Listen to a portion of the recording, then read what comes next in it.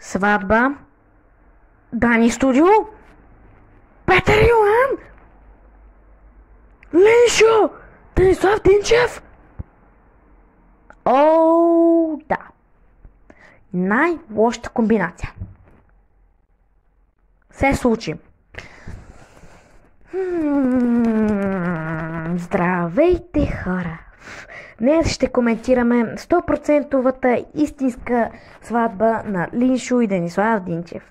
Но, преди това, не забравяйте да ме последвате в Instagram и TikTok. Там може да пращате фенартове, линк долу в описанието. И също така може да задавате въпроси, тъй като мисля да направя Q&A.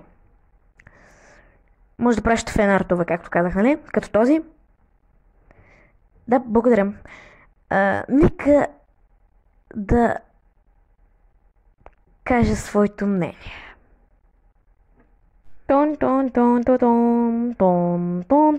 Ако още не сте разбрали, Антилопата направи тайна сватба, в която се жени за Линшо с помощта на Петър Йоан и Дани Студио. Като първо искам да обсъдим колко оригинална идея. Наистина, буквално това не знам как е щукнало. И първоначално, нека да уточним защо аз, едва ли съм само аз, мисля, че Антилопата, Дани Студио и тези хора правят фалшиви видеа само за малките дечица. Така, първо, само да ви кажа, че с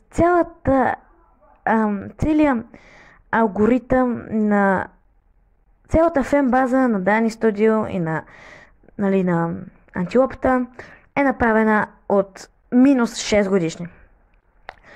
Като видеята на Антилопата са леко казано кринжеви и много странни.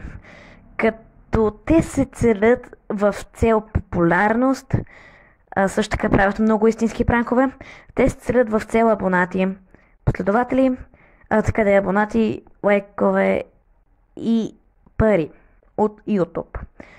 Де факто гледания. И затова поредната им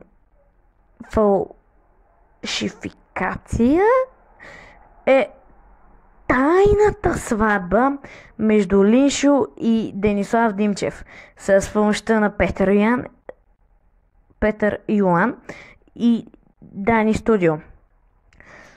Като нека да ви покажа няколко неща, които буквално показват, че е с цел гледания и е фалшиво.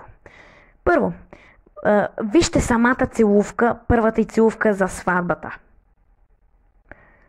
Второ, в самото описание на видеото пише: абонирайте се, за да станем 6000 абоната, или там антилопи, както го наричат. Трето, рекламират си новите напитки, ако не сте разбрали. Изкопираха един ютубър на име Криската, едва ли не го знаете. Казвам, че не е популярен човек. Като си направиха собствени напитки, а именно Лава Бер. Като тези напитки са буквално нещо доста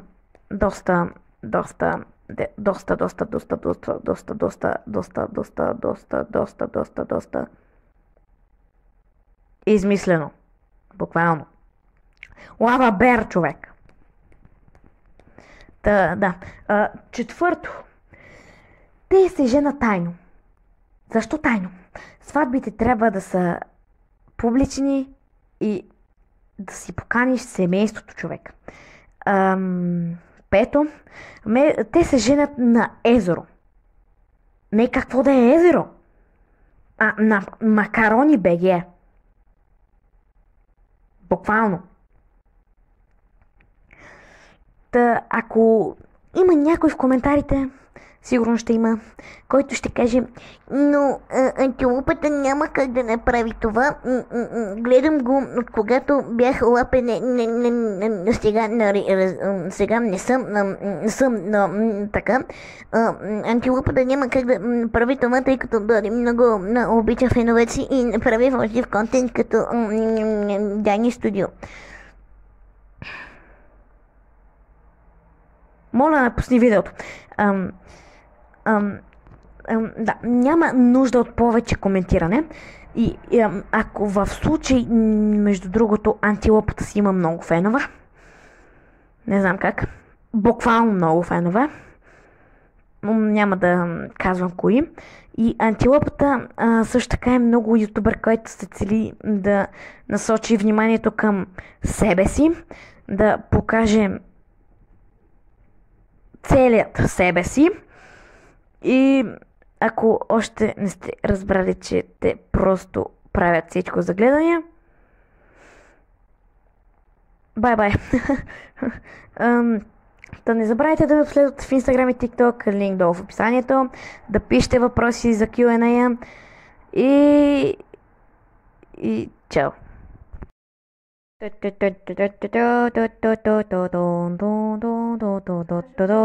Не забравяйте да пращате фен-артове.